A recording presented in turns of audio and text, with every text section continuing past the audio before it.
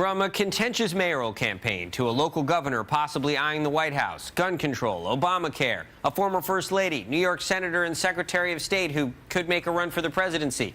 This has been a year chock full of political ups and downs, and joining us now, journalist Lynne White, Jackie Guzda, media professor at Western Connecticut State University, Basil Smikle, a political and policy analyst, and Dr. Jeannie Zaino, adjunct political science professor at NYU. Now that we've dispensed with the pleasantries, let's get right to this. Mayor-elect Bill de Blasio, first Democrat to be inaugurated at City Hall in 24 years.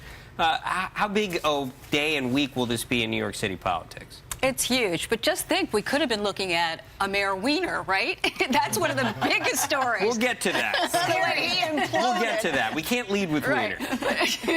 He'd like you to, but I think it's amazing, right? It's time for a change in this city. I think you're seeing this nationally as well. I think people are more middle, more center liberal as opposed to the other way around. And I think that he stands for what America is. It's a melting pot. His family is that. I think it's a new time, and I think people get excited about that. Out with the old, in with the new. Was Bill de Blasio thrown off at all by this confessional video that his daughter put out confessing to depression and drug use? Look, this is a mayor that we saw on television putting his things from his Brooklyn home into black garbage bags and hauling it into Gracie Mansion. No, I think Lynn's right. He's a man of the people. That's what he won on. You know, every family has some problems. It's not as if she did something illegal. She said she's got a problem and she wants to help others. Right. Rather than being the victim, right, or talked about, she is becoming the role model for kids who might also suffer from this. And I think more kids do than don't. The first step is to admit that you have a problem, talk about it, and then eradicate it.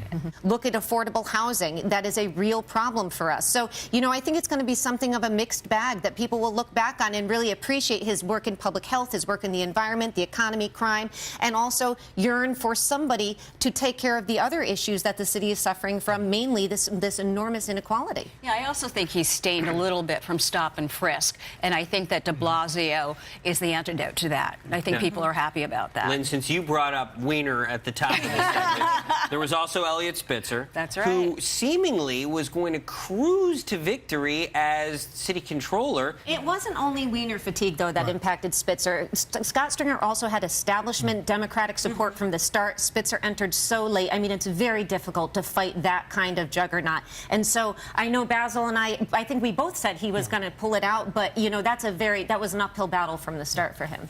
Okay, let's talk about Chris Christie for a second. He has straddled a very difficult political line. He wants to be seen as not too far to the right, not too far to the left, and sure enough, he's become the Republican frontrunner. With the current party that he's in, red states, he will never win the primary, and that's a problem. Also, he's got that bully effect issue that's going on right now between what's happening with the GW Bridge and the traffic problems that were created and what other things will come out between now and election time. He's got some personal issues that he's got to kind of change in order for people to really get behind him in a big way. Yeah. Although it'll be interesting to see if 1 year from now we're talking about Christie versus Hillary Clinton for 2016. Will she even run? Well, there was that Quinnipiac poll that came out about 2 weeks ago. I wish we had 3 segments. I could go a whole show with you guys. You're awesome. We'll be right back with more News 4 New York at 7. Stay with us.